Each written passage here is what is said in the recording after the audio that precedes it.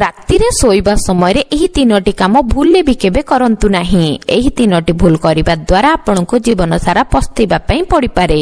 ହଁ ଆଜ୍ଞା, ଶାସ୍ତ୍ର କହନ୍ତି ଯେଉଁ ବ୍ୟକ୍ତି ଏହି ତିନୋଟି ଭୁଲ ଶୋଇବା ସମୟରେ କରିଥାନ୍ତି ତାଙ୍କ ଜୀବନରେ ଖରାପ ସମୟ ପ୍ରାରମ୍ଭ ହୋଇଯାଇଥାଏ। ତେବେ କେଉଁ ତିନୋଟି କାମ କରିବେ ନାହିଁ ଆସନ୍ତୁ ଜାଣିବା। ଜାଣିବା ପୂର୍ବରୁ ମାତା ଲକ୍ଷ୍ମୀଙ୍କର ଏହି ଭିଡିଓଟିକୁ ଯିଏ ଲାଇକ୍ କରି ଚ୍ୟାନେଲଟିକୁ ସବସ୍କ୍ରାଇବ କରିଦେବ, ସୁଖ ଶାନ୍ତି ବୈଭବରେ ମାତା ଲକ୍ଷ୍ମୀ ତାଙ୍କ ଘରକୁ ପୂର୍ଣ୍ଣ କରିଦେବେ। ନମ୍ବର 1, ରାତିରେ ଶୋଇବା ସମୟରେ ମୁଣ୍ଡରେ ତେଲ ଲଗେଇବା ଉଚିତ ନୁହଁ। ରାତିରେ ତେଲ ଲଗେଇବା ଦ୍ୱାରା ରାହୁ ଦୋଷ ଲାଗିଥାଏ।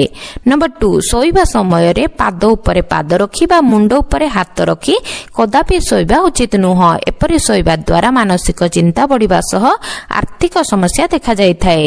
ନମ୍ବର 3, ଯଦି ଆପଣଙ୍କ ବେଡ୍ ସମ୍ମୁଖରେ ମିରର ରହିଛି ତେବେ ଶୋଇବା ସମୟରେ ତା ଉପରେ କପଡ଼ାଟିଏ ନିଶ୍ଚୟ ପକାଇ ଦିଅନ୍ତୁ, ନଚେତ୍ ସ୍ୱାମୀ ସ୍ତ୍ରୀଙ୍କ ସମ୍ପର୍କରେ ତିକ୍ତତା ଆସିପାରେ।